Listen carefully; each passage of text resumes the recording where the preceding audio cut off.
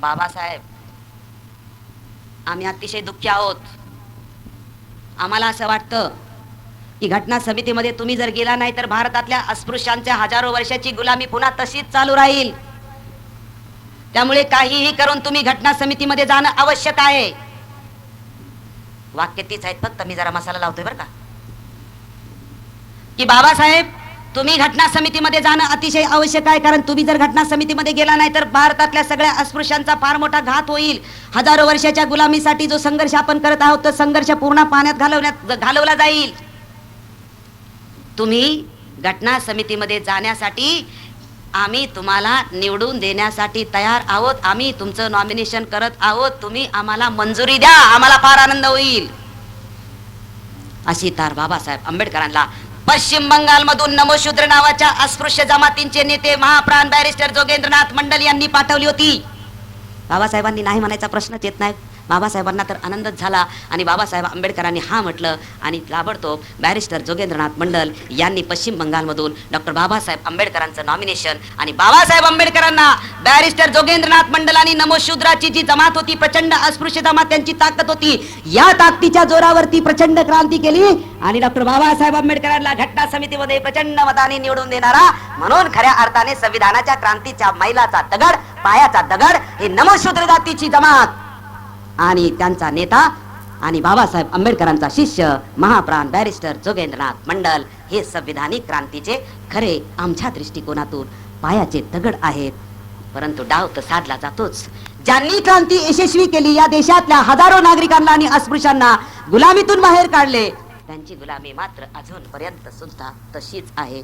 आपण त्यांची आठवण करत नाही. आपण कृतज्ञ का कृतज्ञ हे आपण लक्षात घेतलं पाहिजे. कारण थॉट्स ऑन पाकिस्तान बाबासाहेब आंबेडकरांनी लिहिलं. बॅरिस्टर जिरा आणि पंडित जवाहरलाल नेहरू यांनी ज्यावेळेस भारत पाकिस्तान आणि गांधी यांची ज्यावेळेस चर्चा झाली त्यावेळेस भारत पाकिस्तानच्या फाळणीमध्ये डॉक्टर बाबासाहेब आंबेडकरांनी जाहीरपणे भूमिका घेतली होती की एक हिंदू सगळे हिंदुस्थानात येऊ द्या आणि मुस्लिम सगळे तिकडे जाऊ द्या.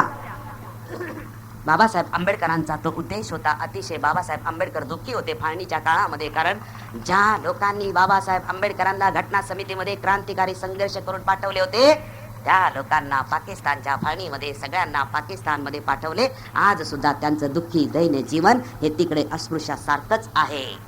त्यामुळे आपण त्यांची आठवण केली. बाबासाहेब आंबेडकरांनी खूप प्रयत्न केले होते की तो सगळा समाज हा भारतामध्ये आला पाहिजे, म्हणून बाबासाहेब आंबेडकर खूप प्रयत्न करत होते. परंतु बाबासाहेब आंबेडकरांचे ते प्रयत्न यशस्वी होऊ दिले गेले नाहीत. त्यामुळे असा मी जगलो याच्यामध्ये बाबासाहेब आंबेडकर लिहितात की या संविधान सभेमध्ये मला पाठवण्यासाठी दरवाजे खिडक्याच काय भोके झरोके सगळे बाबासाहेब आंबेडकरांचे शब्द आहेत, हे सगळंच्या सगळं बंद केलं होतं. आणि मला घटना समितीमध्ये न येण्यासाठी प्रचंडपणे एवढी फिल्डिंग लावून सुद्धा मला मात्र पश्चिम बंगालमधल्या नमोशूद्र लोकांनी मला मात्र त्या ठिकाणी पाठवल्यामुळे एक विधी घटना घडली. बाबासाहेब म्हणतात एक विधी घटना घडली आणि ही विधी घटना तुमच्यासाठी ही अतिशय स्वाभिमानाची आहे आणि माझ्यासाठी ही अतिशय स्वाभिमानाची आहे, असं डॉक्टर बाबासाहेब आंबेडकर म्हणतात. अशाच पद्धतीने प्रसंग बुद्धांच्या संदर्भामध्ये सुद्धा घडला होता. कसा की बाबासाहेब आंबेडकर घटना समितीवर गेले, पण घटना समितीवर गेल्यानंतर सुद्धा जी पहिली बैठक झाली त्या पहिली बैठकीमध्ये बाबासाहेब आंबेडकरांच्याकडे सगळे कसे बघत होते, असेच ना सगळ्यांच्या विरोधात म्हणून सगळ्या भारतातून फिल्डिंग लावली तरी घुसलेच ना, प्रवेश करते झालेच ना. त्याच्यामुळे बाबासाहेब आंबेडकरांच्याकडे बघण्याचा जो दृष्टिकोन होता तो भाषण करेपर्यंत मात्र तसाच विरोधाचा होता. बाबासाहेब आंबेडकर म्हणतात की सगळे माझ्याकडे नुसते आता विरोधाच्या दृष्टिकोनातून बघत होते. जयकरांचं भाषण झालं, पंडित नेहरूंचं भाषण झालं आणि बाबासाहेब आंबेडकरांचं घटना समितीमधलं जे पहिलं भाषण आहे त्या पहिल्या भाषणाने क्रांती केली. ज्या लोकांनी विरोध केला होता, जे लोक विरोधाच्या नजरेने बघत होते, जे लोक दुश्मनीच्या नजरेने बघत होते, बाबासाहेब आंबेडकरांचं घटनेच्या उद्दिष्ट हा मुद्दा घेऊन जसं भाषण सुरू झालं, भाषण जसं पुढे जात होते न कळत लोकांच्या हाताच्या टाळ्या वाजत होत्या. सगळे दुश्मन टाळ्या वाजवत आहेत. बाबासाहेबांच्या प्रत्येक वाक्याला सगळेजण टाळ्या वाजवत आहेत. बाबासाहेब मुद्दा जसे पुढे मांडत जातात तो सगळ्यांना आवडतोय, पुढे मांडत जातात तो सगळ्यांना आवडतोय, पुढे मांडत जातात तो सगळ्यांना आवडतोय. पहिल्याच संविधान सभेतल्या भाषणामध्ये 292 सभासदांची मन जिंकणारा माझा बाप किती बुद्धिवान आणि किती हुशार असेल, आपण त्याची लेकरे आहोत. आणि विधी घटना काय घडली, बाबासाहेबांनी हे भाषण अतिशय सुंदर केलं, ते सर्वांना आवडलं. पंडित जवाहरलाल नेहरूंना आवडलं, सरदार पटेलांना सुद्धा अतिशय आवडलं बरं का. सरदार पटेलांना सुद्धा आवडलं. कारण आताच त्यांचा उल्लेख केला की सरदार पटेलांनी म्हणजे डहाट सरांनी त्यांचा उल्लेख केला की त्यांना हैदराबादच्या संदर्भात बाबासाहेबांचंच ओपिनियन घ्यावं लागलं. अहो शक्यच नाही ना. ब्रिटिशांना सुद्धा बाबासाहेबांचंच ओपिनियन घ्यावं लागत होतं आणि या सगळ्यांना सुद्धा बाबासाहेबांचंच ओपिनियन घ्यावं लागत होतं आणि जगात सुद्धा आता बाबासाहेबांचं आणि बुद्धाचंच ओपिनियन घेतलं जातं. अहो बुद्ध आणि बाबासाहेबाशिवाय जग जगूच शकत नाही, तर ते कसे काय अलिप्त एक्सेप्शन मध्ये जाणार? कधीच एक्सेप्शन मध्ये जाऊ शकत नाही. सरदार पटेलांनी सुद्धा ज्या बाबासाहेब आंबेडकरांना घटना समितीमध्ये येण्यास विरोध केला होता, त्याच बाबासाहेब आंबेडकरांना घटनाच लिहिण्यासाठी सगळ्यांनी सिलेक्शन बिनविरोधपणे ड्राफ्टिंग कमिटीचे मसुदा समितीचे अध्यक्षपद बाबासाहेबांना दिलं. आणि जसं बुद्ध ज्ञानप्राप्ती झाल्यानंतर 5 लोक जे बुद्धांना सोडून गेले होते आणि ते 5 लोकांच्या जवळ जसे बुद्ध येत होते, तर बुद्ध आल्यानंतर आपण तिरस्कार करायचा. बुद्ध आल्यानंतर आपण त्यांना विचारायचं नाही, त्यांना चहा द्यायचा नाही, त्यांना पाणी द्यायचं नाही, त्यांच्याशी कुठलीही चर्चा करायची नाही. सगळेजण बुद्धाच्या विरोधामध्ये एकदम सतर्क उभे राहिले. समोरून बुद्ध येतात. तथागत येताना दिसले की सगळ्या 5च्या 5 लोकांनी एक मताने ठरवलं की बुद्धाचं स्वागत करायचंच नाही, बुद्धाचा पाहुणचार करायचाच नाही, बसायला द्यायचं नाही, काहीच द्यायचं नाही. जसजसे बुद्ध पुढे येत होते तसतसं यांचं मन विचलित होतं. जसजसं बुद्ध पुढे येत होते तसतसे यांचं मन विचलित होतं. एवढं विचलित झालं आणि ते त्यांनाच कळलं नाही. जसे बुद्ध जवळ आले तसे 5च्या 5 लोकांची धावपळ सुरू झाली. बुद्धाला इथं बसू का तिथं बसू, बुद्धाचं काय करू आणि काय नाही करू. आणि बुद्धाचं एवढं स्वागत केलं की आपण बुद्धाला विरोध करणार होतो हे त्याच्या डोक्यात सुद्धा राहिलेलं नाही. ज्ञानाची किमया तेच बाबासाहेब आंबेडकरांच्या संदर्भामध्ये घडलं. Knowledge is power. Francis Bacon नावाचा तत्ववेत्ता म्हणतो की जगामध्ये सर्वश्रेष्ठ शक्ती ही फक्त ज्ञान आहे आणि ज्ञानालाच फक्त सगळे शरण जातात. म्हणून माझ्या बापाकडे ज्ञान होतं, त्याला सगळ्यांना शरण आल्याशिवाय गत्यंतर नाही. जगामध्ये जर ज्ञान ही सर्वश्रेष्ठ शक्ती असेल, तिच्या जीवावरती बुद्धाने 40 वर्ष क्रांती करून दाखवली असेल, तिच्या जीवावरती बाबासाहेब आंबेडकरांनी क्रांती करून दाखवली असेल, तर जगप्रसिद्ध आणि जगज्जेती मानवी कल्याणाची क्रांती जर करणाऱ्यांचे आपण जर वारसदारच असो, तर माझ्यामध्ये विस्कळीतपणा आहे. तो एवढ्याच गोष्टीसाठी की मी वैचारिक क्रांतीचा मार्ग पूर्णपणे सोडून दिलेला आहे आणि मसल पॉवर आणि रोज रस्त्यावर उतरण्याचा मी मार्ग स्वीकारलेला आहे. हा मार्ग योग्य की अयोग्य याच्यावरती चिंतन करण्याची अतिशय आवश्यकता आहे. म्हणून हा जो मुद्दा तुमच्या समोर मांडला, मी जेवढे मुद्दे मांडतोय ते कुणावर टीका समजू नका, कुठल्याही पार्टीला त्याची टीका समजू नका. का? कारण ही वस्तुस्थिती मांडतो. ज्यावेळेस टीका करू त्यावेळेस त्याला टीका म्हणता येईल, परंतु हा इतिहास आहे, ही वस्तुस्थिती आहे आणि वस्तुस्थितीला मात्र टीका कोणी समजून घेऊ नका. परंतु ही वस्तुस्थिती, कारण इतिहासातूनच प्रेरणा घ्यायची असते. माझ्या बापांनी सांगितलं की तुला इतिहास माहित असला तरच इतिहास घडवता येईल, त्यामुळे इतिहास हा मला सांगितलाच पाहिजे. आजच्या परिस्थितीमध्ये कसं करायचं ते आपण ठरवलं पाहिजे. परंतु हे मात्र घडलेलं आहे, हे टीकात्मक नाही. मी तुमच्या समोर संपूर्ण विषय जो मांडणार आहे संविधानाच्या संदर्भामध्ये, जाहीर आवाहन करतो की त्याचं टीका म्हणून कोणी घेऊ नका. कारण इतिहासातली गोष्टी टीका म्हणून घेण्याची काय गरज नाही. ती वस्तुस्थिती म्हणून घ्या, त्याच्यावर चिंतन करा. आणि टीका असेल तिथं मी सांगेन ना की ही मी टीका करतोय म्हणून, परंतु मी कधी टीका करत नाही. वस्तुस्थिती मांडायचं असतं. कारण इतिहास माहीत असल्याशिवाय त्या इतिहासाची प्रेरणा घेऊन वर्तमानातल्या समस्येशी त्याची जर जुळणी केली नाही तर भविष्य घडणार नाही. दुश्मन क्या करता है बाद में देखेंगे, पहला हमने क्या करना है उसके बारे में तो पहला सोचना चाहिए. आम्ही जर करत असेल आणि आमचा मार्ग प्रगतीचा सुरू झाला तर तीच मोठी शिवी, तीच मोठी टीका. कारण बुद्ध कुठेही 40 वर्षामध्ये आपल्याला त्यांच्या ज्ञानामध्ये, अरे ज्ञानच एवढं ग्रेट आहे की त्याला त्यांची झोप उडालेली आहे. त्याच्यामुळे आपण टीका करत आपलं ज्ञान त्याला ज्ञान म्हणता येणार. शिव्या द्याला ज्ञान म्हणतात का बाबा? शिव्या द्याला ज्ञान म्हणत नाही बाळा. जरा लक्षात आपण घेतलं पाहिजे, त्याच्यावर आपण चिंतन केलं पाहिजे. त्यामुळे आपण जो ह्या ठिकाणी विचार मंचाला नाव दिलं ते अतिशय साजेस आहे. आपण त्यांची कमीत कमी दर 26 जानेवारीला आठवण करतो. लाखांदूर म्हणून आठवण व्हायला सुरू झाल्यानंतर पुढे पुढे बॅरिस्टर जोगेंद्रनाथ मंडल आणि नमो शूद्र ही क्रांतिकारी जमात जी पाकिस्तानमध्ये आहे त्यांना कमीत कमी या दिवशी तरी कृतज्ञता म्हणून आपण त्यांची आठवण या ठिकाणी करीत असतो. पुढचा मुद्दा आहे की हे जे साहित्य संमेलन आहे, आपण जे हे साहित्य संमेलन घेतोय याला साहित्य संमेलन म्हणायचं का? हा साहित्य संमेलन अतिशय म्हणजे आता गेल्या 50 वर्षामध्ये फुले आंबेडकरी चळवळीमध्ये होणारी जी साहित्य संमेलन आहेत, इतर ठिकाणी ही साहित्य संमेलन आहेत. आणि साहित्य संमेलनाची यादी करू शकत नाही, कारण गायीचं साहित्य संमेलन, बैलाचं साहित्य संमेलन, वासरांचं साहित्य संमेलन, पाण्याचं साहित्य संमेलन, आता कुणाकुणाचं साहित्य संमेलन, त्याच्यामुळे यादी करणं कठीण आहे. परंतु सगळ्या साहित्य संमेलन कशी झालेली आहेत? जाती, धर्म, पंथ, भाषा, प्रांत आणि पुन्हा जनावर, पाणी, अशा सगळ्यांची साहित्य संमेलन, बहुजनांना फ्रॅक्शन करण्याची ही सगळी साहित्य संमेलन आहे. पण एवढी सगळी साहित्य संमेलन निर्माण झालेली आहेत गेल्या 50 वर्षामध्ये, त्या कुठल्याच साहित्य संमेलनामध्ये हे बसत नाही. हे बसतच नाही कुठल्याच साहित्य संमेलनामध्ये.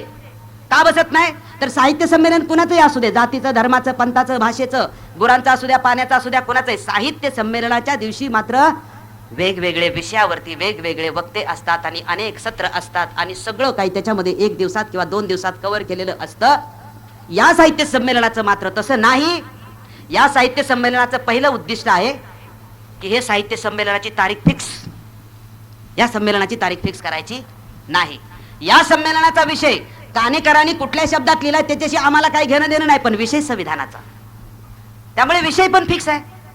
काणेकरांनी फक्त संविधानावर करायचंय. संविधानामधले कुठले कुठले अँगल आहेत एवढं फक्त काणेकर म्हणतील की याविषयी या अँगलवर चर्चा करू, पुढच्या वर्षी त्या अँगलवर चर्चा करू. कधी साहित्यिकांना म्हणतील, कधी विचारवंताला म्हणतील, तर कधी कधी ऍडव्होकेट लोकांनाच डागलं धारेवर धरतील. मी सुद्धा ऍडव्होकेटच आहे बरं का, पण बाबासाहेब आंबेडकरांच्या विचारातला प्रवास करण्याची इच्छा असलेला आहे. करतोय असा दावा करणार नाही. कारण बाबासाहेब आंबेडकरांना 10 वकील, 20 इंजिनियर, 30 डॉक्टर एवढे पाहिजे होते. तरी बाबासाहेब आंबेडकरांनी पुढे म्हटलं की 10 वकील, 20 डॉक्टर, 30 इंजिनियर जरी असले तरी त्याच्यापेक्षाही जास्त मला साहित्यिकांची गरज आहे. कारण साहित्यिकांच्या माध्यमातून, प्रबोधनाच्या माध्यमातून मला समाज घडवायचा. त्यामुळे साहित्यिकांची त्याच्यापेक्षा जास्त गरज आहे. या तिघांच्याही पेक्षा साहित्यिकांची जास्त गरज आहे. साहित्यिक पण निर्माण झाले, पण ते बाबासाहेबांनी दाखवलेल्या मार्गाने आपण गेलो की नाही? आता आपण गेलोच नाही हे मी ठामपणे सांगतो, कारण गेलो असतं तर प्रगती झाली असती. गेलो असतं तर आपल्याला विस्कळीतपणा आलाय असं आपल्याला म्हणता येणार नाही. पण गेलो नाही आणि विस्कळीतपणा आहे, कुणीच कुणाला मानत नाही. आणि डॉक्टरांनी जसं वर्णन केलेलं आहे तसंच जर चाललं असेल तर या सगळ्या चालण्याला मी एकटाच माझ्या पुरता जबाबदार समजतो. म्हणून डॉक्टरांना इथं सांगतो की या परिस्थितीवर जो मी ग्रंथ लिहिलेला आहे आणि माझा असा दावा आहे की या परिस्थितीला कोड ऑफ कंडक्ट असल्याशिवाय मात्र काहीच होऊ शकत नाही. आणि ते माझे शब्द नाहीत, ते बुद्ध आणि धम्म या ग्रंथामध्ये बाबासाहेबांचे आहे. कारण तो विषय मला ठेवायचा नाही, पण नागपुरामध्ये तुम्ही माझे कार्यक्रम लावले पाहिजेत आणि मी आता तुम्हाला सोडणार. माझी ही जबाबदारी आहे की आता ज्या समाजामध्ये समस्या आहेत त्या प्रत्येक समस्येवरती उत्तर मी सांगतोय. फक्त बाबासाहेबांनी सांगितलेलं, माझ्या मनाचं काय सांगणार नाही. कारण आजचा काळ कसा आहे, आपल्या मनाचं काय सांगितलं तर कोणीच ऐकणार नाही. कारण अनगिनत गट, अनगिनत सगळं अनगिनत आहे. त्याच्यामुळे कोण कुणाचं ऐकायचं, चांगलं असलं तरी ऐकायचं नाही. फक्त दुश्मन आहे म्हटलं, अरे दुश्मन का सुनने को चला क्या? तो दुश्मन का सुनने को चला? डॉक्टर भारी बहुजन महासंघ के काम करते, तो आठवले साहब का काम कर रहा है, तो क्या बोल रहा है? उसको अच्छा है बोल रहा है, इसको निकालो. मला माहित नाही बरं का तुम्ही कुठल्या गाठ, पण तुम्ही म्हणला की मी राजकारणात काम करतोय. लागले असेल गोळी तर ठीक, नसेल तर आपलं सोडून द्या. असं आहे. कारण मी चळवळीत विद्यार्थी दशेपासून 11वी पासून, जसं औरंगाबादचं मिलिंद कॉलेज आहे तसाच मी सिद्धार्थ विहार हॉस्टेलमध्ये बीएसपीचा जन्म झाला असेल किंवा सगळ्या पॅन्थरचा जन्म झाला असेल, त्याच्यातला मी आहे. गेल्या 15 वर्षापासून प्रबोधन करतोय. अगोदर सगळं असंच करत फिरत होतो. म्हटलं ह्याच्यात काय उपयोग नाही, त्याला सगळे जण वापरून घेतात. आता काय करायचं? पुढारपणात मोठी रेस लागलेली आहे, प्रबोधनात अजिबात रेस नाही. तिकडंच जाऊया आपलं म्हटलं. कारण इकडं किती प्रयत्न केला तर आपल्या हाताला काय लागणार? सुरुवात करताना असा विचार होता. आणि नंतर मग काय प्रबोधनामध्ये आपल्याला मास्टरी मिळाली. आता बाबासाहेबांचं सांगितल्यामुळे मास्टरी सगळ्यांना मिळतीच की हो, सगळ्यांना मास्टरी मिळणार. बुद्ध, फुले, शाहू आंबेडकरांचे विचार सांगणाऱ्याला टाळ्या पडतात, परंतु मी माझी कॉलर टाईट कधीच करत नाही. कारण ते मी फक्त माध्यम आहे. तुम्ही विचाराला बाबासाहेबांच्या, बुद्धाच्या, फुल्याच्या आणि शाहूंच्या विचारांना, कार्याला टाळ्या देता, एवढी जाणीव ठेवूनच मी बोलत असतो की भाषण की तुम्ही जरी टाळ्या वाजवल्या, मला नाही वाजवल्या, एवढं मात्र मी माझ्या मनामध्ये ठेवत असतो. त्यामुळे हा जे साहित्य संमेलनाची मी वैशिष्ट्य सांगत होतो की हे साहित्य संमेलनाचं ठिकाण ठरलेलं आहे. ठिकाण बदलावं लागेल. आज मी त्यांच्याशी बोललेलो आहे की लाखांदूरमध्ये नाही, लाखांदूरमध्ये बोधिवृक्षाच्या म्हणजे संविधानावरती साहित्य संमेलनाच्या बोधिवृक्षाची फांदी इथं तुम्ही रोवलेली आहे. ही फांदी आता बाहेर गेली पाहिजे. म्हणजे त्याचं वैशिष्ट्य का बाहेर गेली पाहिजे? तर अशा पद्धतीचं वैशिष्ट्य असणारे विषय तोच, अध्यक्षापासून ते वक्त्यापर्यंत सगळ्यांना विषय एकच. आजपर्यंत असं 50 वर्षात कुठल्याही साहित्य संमेलनामध्ये घडलेलं नाही की अध्यक्षापासून वक्त्याला सगळ्यात प्रत्येकाचं सत्र वेगळं, प्रत्येकाचे वक्ते वेगळे आणि प्रत्येकाचा विषय वेगळा, असं सगळं घडलेलं आहे. पण या साहित्य संमेलनात सुरुवातीपासून शेवटपर्यंत म्हणजे डॉक्टरांचा विषय सुद्धा विषयाला सोडून नव्हता असं सांगूनच परवानगी त्यांनी इथं येऊन साहित्य संमेलनात प्रेझेंटेशन केलेलं आहे. त्यामुळे तो विषय जरी थोडासा मुद्दा तरी संविधानातला तो एक अँगल सांगितला डॉक्टरांनी अशा पद्धतीने आहे. त्यामुळे सर्वांना, अध्यक्षापासून वक्त्यांना, सर्वांनाच एकच विषय असं साहित्य संमेलन आजपर्यंत कुठेही घडलेलं नाही. हे योग्य की अयोग्य हे ठरवणं अतिशय आवश्यक आहे. कारण नाही ठरवलं तर पुढच्या वर्षी बाबाला घेऊ द्यायचं का नाही घेऊ द्यायचं ते आपल्याला ठरवावं लागेल ना. तुम्ही तुमच्या मनाने काय पण कराल, पण आम्हाला आवडलं पाहिजे ना हो. कारण जनतेसाठी काम करत असाल तर जनतेला आवडलं पाहिजे की हे काम केलेलं त्याचं फ्रुट्स तिला मिळालं पाहिजे. मी असं सर्वप्रथम स्टेटमेंट करतो अध्यक्ष या नात्याने, कानेकर ज्या पद्धतीने साहित्य संमेलन घेतात ते 100% योग्य आहे. आता योग्य म्हटल्यानंतर मला स्पष्टीकरण देणं आवश्यक आहे, कारण बाकीच्यांना अयोग्यकडे जाते ना, बाकीचं अयोग्यतेकडे जात आहे. हे अशा पद्धतीचं पूर्वी कधी साहित्य संमेलन घडलं का? गेल्या 50 वर्षात नाही घडलं. अशा पद्धतीच्या वैशिष्ट्याचं साहित्य संमेलन 50 वर्षापूर्वी कधी घडलं का? तर हो असं उत्तर येईल. आणि आमच्या साहित्य संमेलनाचा वारसा जो आहे तो आमच्या लक्षात आला पाहिजे. आमच्या साहित्य संमेलनाचा वारसा 2500 वर्षापासून सुरू असलेला वारसा आहे. तथागत भगवान गौतम बुद्धापासून आपल्या साहित्य संमेलनाचा वारसा आहे. बुद्धांच्या महापरिनिर्वाणानंतर आपल्याकडे हा वारसा सुरू झालेला आहे. त्याचा प्रसंग आहे संगीती किंवा संघायन ज्याला आपण म्हणतो. ज्या संगीती भरल्या 6 संगीती भरलेल्या आहे आतापर्यंत, त्या 6 संगीतीचा वारसा आहे. कारण प्रत्येक संगीतीमध्ये एकच विषय होता, एका विषयापेक्षा दुसरा विषय नसतो. आणि त्या संगीतीने असं आपल्याला घालून दिलेलं आहे की त्या काळामध्ये निर्माण झालेला जो प्रश्न आहे त्या प्रश्नांचं उत्तर विद्वानांनी शोधायचं, आणि विद्वानांनी शोधल्यानंतर सगळ्या विद्वानांनी आपसामध्ये एकमत करायचं, उत्तर शोधायचं, आणि केलेल्या एकमताचा जो विचार आहे त्याचं प्रबोधन करायला सुरुवात करायचं. आता साहित्य संमेलन हा प्रबोधनाचा पार्ट झालेला आहे. सगळे साहित्यिक आपापले विचार मांडतात, परंतु जमलेल्या साहित्यिकांचं एकमत झालं पाहिजे की नाही विषयावरती, हा अतिशय मुद्दा आहे. त्यामुळे त्या काळातल्या प्रश्नांच्या वरती साहित्य संमेलन घ्यायचे असते. साहित्य संमेलनामध्ये लोक येतात, ते आपण काय म्हणतोय ते ऐकतोय, पण इथे सगळ्या विद्वानांचं जर एकमत झालं नाही तर अशा साहित्य संमेलनाचा उपयोग काय? कारण आपण काहीच फ्रूट दिलं नाही, आउटपुट दिलं नाही, काहीच ठरवलं नाही. विद्वानांनी सगळ्यांनी आपापली विद्वत्ता दाखवली, परंतु सगळ्या विद्वानांचं म्हणून काय म्हणणं आहे आणि ते उद्यापासून काय झालं पाहिजे याचं मात्र जर आम्ही सांगणार नसेल तर मात्र तशा साहित्य संमेलनाचा कुठल्याही प्रकारचा उपयोग नाही. हे माझं वैयक्तिक मत आहे. बुद्धाच्या म्हणजे थोडक्यात संक्षिप्त आढावा घेतो. हा कसा परिचय आहे तो? तथागत भगवान गौतम बुद्धाच्या महापरिनिर्वाणानंतर 4थ्या महिन्यामध्ये कुशीनगरला तथागतांना आदरांजली वाहण्यासाठी शोक सभा भरली होती. सगळा भिक्षू वर्ग एकत्र जमला होता आणि कुशीनगरमध्ये महाकश्यपांच्या अध्यक्षतेखाली शोक सभा चालली होती. सगळे भगवान गौतम बुद्धांच्या परिनिर्वाणानंतर मात्र सगळ्यांच्या डोळ्यातून अश्रू येत होते. काही भंतेंच्या डोळ्यातून अजिबात अश्रू येत नव्हते, हसत होते. आणि एक भंते सगळ्या लोकांना समजावून सांगत होतो, कशाला रडतोयस, तुला तर आनंद झाला पाहिजे. तथागतांचं महापरिनिर्वाण झालं, सुटलो या कडक बंधनातून, आता सुटलो या कडक बंधनातून, आता आपण कसंही वागता येईल. आणि सुबद्ध नावाचा तो जो भिक्षू होता तो काही लोकांना तिथे सांगत होता की रडू नको, तुला आनंद झाला पाहिजे. कारण भगवान गौतम बुद्धाचे जे विनय पिटकामधले जे नियम आहेत ते अतिशय कडक नियम आहेत आणि त्याच्याप्रमाणे आपल्याला वागावं लागत होतं. त्याचं उल्लंघन करणाऱ्याला भगवान गौतम बुद्धाच्या संघातल्या कुठल्याही बनतेला अधिकार अजिबात नव्हता.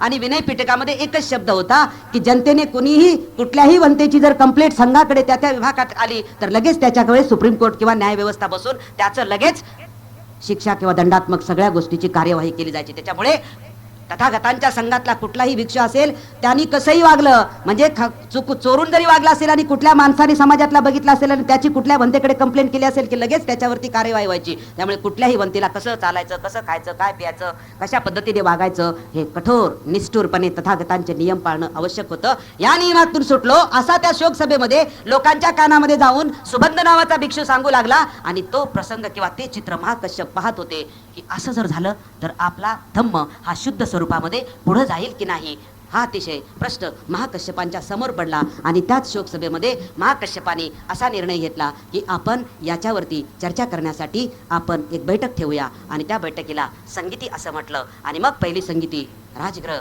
येथे पहिली संगीती झाली. त्या संगीतीमध्ये 500 वंते बसले आणि 500 वंतेनी जे मुखोद्गत असलेलं तथागतांचं जे तत्वज्ञान आहे त्या तत्वज्ञानाला त्रिपिटकामध्ये रूपांतर केलं. विनय पिटक, अभिधम्म पिटक, सुत्त पिटक. त्यामध्ये सांगितलं, सर्वप्रथम सांगितलं की भंतेंच्या आचरणाचे नियम काय आहेत. त्याचा आपण मौखिक करून लिहायची गरज नाही, परंतु सगळ्या विद्वान भिक्खूंनी एकत्र बसून त्याला मान्यता देऊ आणि हे नियम लागू होतील अशा पद्धतीने मान्यता देऊन मग हे नियम कोण सांगू शकतो. अक्क विनय पिटक, उपाली भंतेंनी सांगितलं. अक्क विनय पिटक आणि उपाली भंतेंनी अक्क विनय पिटक सगळ्यांच्या समोर बोलून दाखवल्यानंतर मग सगळ्यांनी त्याच्यावरती मान्यता दिली की हो हे विनय पिटकाचे सगळे नियम आहेत आणि मग त्याला विनय पिटक असं म्हटलं. आणि इथून मग ते नियम सगळ्यांना मंजूर झाले. जे तथागतांनी सांगितले होतं ते कलेक्शन करून एकत्र भिक्षू आनंदाला सांगण्यात आलं की तुम्ही सांगा. सुत्त पिटकामधले संपूर्ण सुत्त पिटक आनंदाने समजावून सांगितलं आणि ते विद्वान 500 भिक्खूंच्या समोर ठेवलं. सर्वांना हे मान्य आहे का विचारलं आणि सगळ्या विद्वानांनी ते मान्य केलं आणि ते सुत्त पिटक तशाच पद्धतीने अभिधम्म पिटकाचं सुद्धाही एकत्रितपणे केलं आणि ते सगळे नियम मान्य आहेत का आणि हे नियम आपण सगळ्यांनी पाळायचं. त्यामुळे पहिल्या ह्याच्यामध्ये त्रिपिटक उपाली आणि आनंदाच्या माध्यमातून निर्माण झालं. परंतु त्यानंतर पुन्हा प्रश्न निर्माण झाला की काही भंते अशा पद्धतीने होतेच की त्यांना विनय पिटक कठोरपणे पाळणं शक्य नव्हतं, म्हणून ते विनय पिटकातल्या नियमांचं उल्लंघन करायला लागले. म्हणून दुसरी बैठक भरली. या दुसऱ्या संगीतीमध्ये सुद्धा असंच ठरवण्यात चर्चा करण्यात आली की विनय पिटकाचं उल्लंघन होतं, याच्याबद्दल काहीतरी आपण पुन्हा शुद्धता करायला पाहिजे. दुसऱ्या संगीतीमध्ये मात्र 2 ग्रुप पडले आणि 2 ग्रुपमध्ये विनय पिटकावरून मतभेद झालं. त्या विनय पिटकावरून मतभेद झाल्यानंतर 2 ग्रुप पडले आणि 2 ग्रुपमध्ये हिनयान आणि महायानाची निर्मिती झाली. त्यानंतर दुसऱ्या संगीतीपासून तिसऱ्या संगीतीपर्यंत जर आपण आलो तर तिसरी संगीती सम्राट अशोकाने भरवली होती आणि सम्राट अशोकाने धम्म स्वीकारल्यानंतर संपूर्ण राज्यामध्ये सम्राट अशोकाच्या राजकालखंडामध्ये एका चक्रवर्ती राजाने सम्राटाने धम्म स्वीकारलेला आहे. त्यामुळे बुद्ध धम्माला प्रचंड मोठं महत्व आलेलं असल्यामुळे जे सामान्य माणसं ज्यांचं पोट भरण्याचा सुद्धा प्रश्न नव्हता, काही लोकांनी विधीपूर्वक चिवर अंगावर घातलं तर काही लोकांनी विधीच्या शिवाय चिवर अंगावर घातलं आणि खाण्यापिण्याची सोय झाली, अशा पद्धतीने वागू लागले. हे सगळं सम्राट अशोकाच्या लक्षात आल्यानंतर सम्राट अशोकाने तिसरी धम्म परिषद भरवली आणि या तिसऱ्या धम्म परिषदेमध्ये मोगली पुत्र तिस्से यांच्या अध्यक्षतेखाली तिसरी धम्म परिषद भरवल्यानंतर तिथे सगळं सांगितलं की पुन्हा जे धम्मपिटक, पुन्हा जे त्रिपिटक आहे या त्रिपिटकाचं आपण चर्चा करूया. आणि त्यानंतर मोगली पुत्र तिस्सांना सांगितलं की शुद्ध स्वरूपामध्ये धम्म आपला राहिला पाहिजे. त्यामुळे धम्माचा प्रचार आणि प्रसार कोण करतोय आणि धम्मामध्ये पिवळीची चिवर घालून कोणी कोणी कशा पद्धतीने आहे याच्यावरती विचार विनिमय झाला. मोगली पुत्र तिस्सांनी सगळ्यांची परीक्षा घेतली. मोगली पुत्र तिस्सांनी सगळ्या भंतेंची परीक्षा घेतली आणि कोण घुसलेला आहे आणि कोण नाही घुसलेला याच्या संदर्भामध्ये बायफार्केशन केलं. सम्राट अशोकाने 1000 भंतेंच्या अंगावरलं चिवर काढून घेतलं आणि त्यांच्या अंगावर पांढरं वस्त्र टाकलं आणि त्यांना संघातून काढून टाकलं. त्यामुळे तिसरी धम्म परिषद याच्यासाठीही प्रसिद्ध आहे आणि नंतर शिलालेखाच्यासाठीही प्रसिद्ध आहे. सम्राट अशोकाचं म्हणणं होतं की चिरंतन स्वरूपामध्ये हा धम्म पुढच्या पिढ्यांच्या पर्यंत गेला पाहिजे. त्यामुळे सम्राट अशोकानेही अशा पद्धतीचा प्रयत्न केला. त्यानंतर चौथी धम्म परिषद जी भरलेली आहे ही चौथी धम्म परिषद आपण बघितलं तर श्रीलंकेमध्ये भरलेली आहे आणि चौथ्या धम्म परिषदेमध्ये मात्र सर्वप्रथम भूर्जपत्रावरती सिंहली राजा भिंद्रोमन यांनी ती भरवलेली होती आणि भूर्जपत्रावरती सर्वप्रथम त्रिपिटक लिहिण्यामध्ये आलं. त्रिपिटक शुद्ध स्वरूपामध्ये जावं म्हणून प्रत्येक वेळीच हे विद्वान प्रयत्न करत होते. प्रत्येक कालखंडामध्ये या विद्वान प्रयत्न करत होते शुद्ध स्वरूपात धम्म राहायला पाहिजे, शुद्ध स्वरूपात धम्म राहायला पाहिजे. चौथ्यामध्ये झाल्यानंतर 5व्या धम्म परिषद 5वी संगीती झाली. या 5व्या संगीतीला जे त्रिपिटक आहे ते ब्रह्मदेशामध्ये ब्राह्मी शासन सभा यांच्या मुद्रणालयामध्ये 5व्या धम्म संगीतीमध्ये जे त्रिपिटक आहे ते संगमरवरी दगडावरती, संगमरवरी पट्ट्यावरती लिहिण्यात 5व्या ह्याच्यामध्ये आले आणि 6व्या ती ब्रह्मदेशामध्ये झालेली आहे. 6वी धम्म संगीतीमध्ये त्रिपिटक हे कागदावरती प्रिंट करण्यात आलेलं आहे आणि आज आपल्याला जगामध्ये त्रिपिटक एकूण त्याचे 32 ग्रंथ आहेत. हे त्रिपिटक शुद्ध स्वरूपामध्ये पहिल्या संगीतीपासून तथागतांच्या महापरिनिर्वाणानंतर ते 20व्या शतकापर्यंतच्या बौद्ध विद्वान भिक्खूंनी हे त्रिपिटक शुद्ध स्वरूपामध्ये मौखिक परंपरेतून ते भूर्जपत्रावर, भूर्जपत्रातून संगमरवरी दगडावर, संगमरवरी दगडावरून पुन्हा ते कागदावर प्रिंट करून या 20 आणि 21व्या शतकातल्या बौद्ध अनुयायांच्या पर्यंत त्यांनी ते पोहोचवलेलं आहे.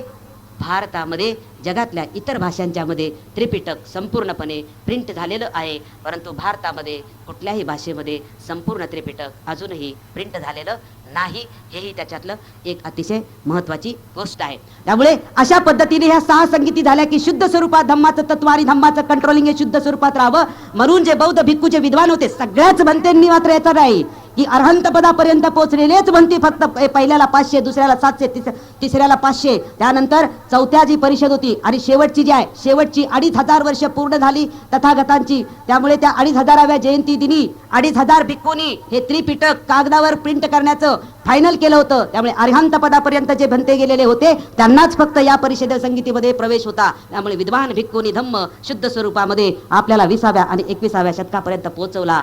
बाबासाहेब आंबेडकर हे बौद्ध परिषदेला हजर होते, 2 बौद्ध परिषदेला हजर होते. ज्यावेळेस 6वी संगीती होती त्याच वेळेस बाबासाहेब आंबेडकर रंगूनला गेले होते आणि 6व्या संगीतीच्या बरोबरच बौद्ध राष्ट्रांची परिषद सुद्धा तिथे भरली होती. त्या 1954ला डॉक्टर बाबासाहेब आंबेडकर तिथे गेले होते आणि तिथे बाबासाहेब आंबेडकरांनी संविधानाच्या संदर्भामध्ये उद्गार काढले होते. बाबासाहेब आंबेडकर 28 बौद्ध राष्ट्रांचे सगळे बौद्ध पंडित किंवा बौद्ध राष्ट्र एकत्र जमले होती. त्या बौद्ध राष्ट्रांच्या प्रतिनिधीला, शासकीय प्रतिनिधी त्याच्यामध्ये होते, त्या बौद्ध राष्ट्रांच्या प्रतिनिधीला बाबासाहेब ठामपणे निश्चयपणे सांगतात की माझ्या देशामध्ये मी एकट्याने, माझ्या देशामध्ये तुम्ही जावा की माझ्या देशाचं जे राष्ट्रीय प्रतीक आहे, जी राजमुद्रा आहे ती बौद्ध तत्वज्ञानातून सम्राट अशोकाच्या माध्यमातून जी आलेली आहे ती देशाची राजमुद्रा मी केलेली आहे.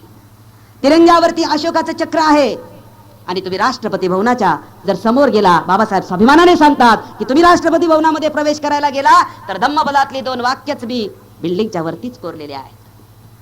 त्यामुळे बाबासाहेब आंबेडकर जाहीरपणे सांगतात की हे संविधान मी बनवलेलं आहे, त्या संविधानामध्ये मी अतिशय कष्टाने तथागत भगवान गौतम बुद्धाचं तत्वज्ञान प्रतिबिंबित करून हे बुद्धाच्या देशाला पुन्हा बुद्धाचाच देश म्हणून मी पुन्हा मान्यता मिळवून दिलेली आहे. डॉक्टर बाबासाहेब आंबेडकरांचं संविधानाच्या माध्यमातून किती श्रेष्ठ कार्य आहे हे लक्षात ठेवा.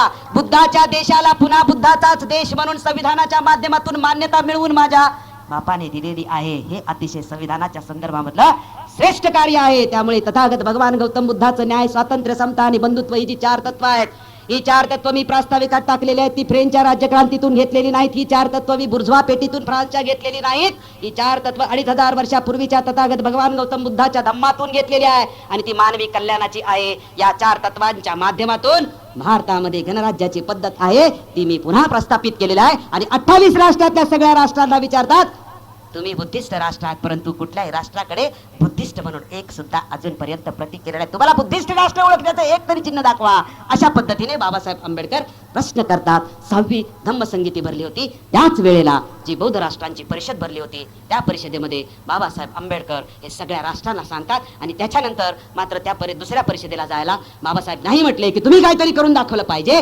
आणि त्याच्यानंतर जी 4थी परिषद भरली होती बौद्ध राष्ट्रांची, त्या 4थ्या परिषद नेपाळला काठमांडूमध्ये डॉक्टर बाबासाहेब आंबेडकरांनी बाबासाहेबांच्या कालखंडामध्ये जे समाजवादाच्या नावाने तत्वज्ञान संपूर्ण जगामध्ये कार्ल मार्क्सचा उदो होता आणि संपूर्ण जग कार्ल मार्क्सला स्वीकारत होतं, त्यावेळेस बाबासाहेब आंबेडकरांनी कार्ल मार्क्स के बुद्ध अशा पद्धतीने काठमांडूला भाषण देऊन जगामध्ये बुद्धाच्या तत्वज्ञानामध्ये कार्ल मार्क्स सुद्धा बसू, बुद्धाचं तत्वज्ञान श्रेष्ठ आहे, रक्ताचा थेंब ही न सांडणारी क्रांती बुद्धाची आहे, हिंसेचा मार्ग हा बुद्धाचा नाही, कार्ल मार्क्सचा समाजवाद मात्र हिंसेचा मार्ग स्वीकारतो. त्यामुळे बुद्ध हा जगामध्ये सर्वश्रेष्ठ आहे हे काठमांडूच्या भाषणामध्ये डॉक्टर बाबासाहेब आंबेडकर सांगतात. आपण साहित्य संमेलनाचं वेगळंपण आणि वैशिष्ट्य या मुद्द्यावरून इथपर्यंत आलो. तो मुद्दा अशा पद्धतीने आहे की बाबासाहेब आंबेडकरांनी 3री आणि 4थी बौद्ध राष्ट्रांची धम्म परिषद बाबासाहेब आंबेडकरांनी हजर राहिले आणि त्याच्यामध्ये अशा पद्धतीचे मुद्दे मांडले. 1956च्या नंतर डॉक्टर बाबासाहेब आंबेडकरांच्या महापरिनिर्वाणानंतर 2006 सालापर्यंत बाबासाहेबांच्या अनुयायांनी बुद्ध फुले आंबेडकर चळवळीमध्ये अनेक साहित्य संमेलनं पार पडलेली आहेत, अनेक धम्म परिषदा पार पडलेल्या आहेत. सामाजिक संघटनांनी साहित्य संमेलनं घेतली, धार्मिक संघटनांनी धम्माच्या संघटनांनी धम्म परिषदा घेतलेल्या आहेत. परंतु ही संमेलनं आणि ह्या परिषदा कशा पद्धतीने झाल्या? जेवढ्या संघटना तेवढी संमेलनं आणि जेवढ्या संघटना तेवढ्या परिषदा, जेवढ्या संघटना तेवढी संमेलनं आणि जेवढ्या परिषदा तेवढ्या अनगिनत संघटना आणि अनगिनत धम्म संघटना. अनगिनत सामाजिक संघटना आणि अनगिनत धम्म संघटना, त्यामुळे अनगिनत धम्म संमेलनं आणि अनगिनत धम्म परिषदा अशा पद्धतीने 50 वर्षामध्ये अतिशय वेगाने संमेलन घेण्याचा प्रवास सुरू आहे. प्रत्येक वर्षी चुकणार नाहीत कानेकर, आणि कुणीच कुठे चुकत नाही धम्म परिषदा घेण्यासाठी. परिषद कुठल्या एरियात असली तरी ती अखिल भारतीयच परिषद असते आणि जागतिक स्तरावरचीच परिषद असते. परिषदेच्या माध्यमातून फ्रुट्स काय काढायचं किंवा ही संमेलनं आणि परिषदा हा प्रबोधनाच्या दृष्टिकोनातून आहेत का, त्या कालखंडामध्ये समाजासमोर असलेल्या प्रश्नांची उत्तर शोधण्यासाठी विद्वानांनी विचारवंतांनी एकत्र बसून त्याच्यावरती उत्तर शोधण्याचं काम हे विद्वानांचं असतं. तर ते आपण गेल्या 50 वर्षामध्ये केलं का? एका तरी प्रश्नांचं उत्तर या साहित्यिकांनी 50 वर्ष, म्हणजे मी बोलतोय म्हणजे मी त्याच्यातला नाही असं नाही बरं का, नाही तर उद्या म्हणते लय काल बोलत होता आणि अजिबात म्हणजे स्वतःला शहाणा समजत होतो. मी शहाणा समजत नाही, मी फक्त वस्तुस्थिती तुमच्या समोर ठेवतोय. मी सर्वप्रथम हे मान्य करतो की जे घडलेलं आहे समाजामध्ये, जी आमची जबाबदारी पाळण्यामध्ये आम्ही अपयशी ठरलेलो आहे लक्षात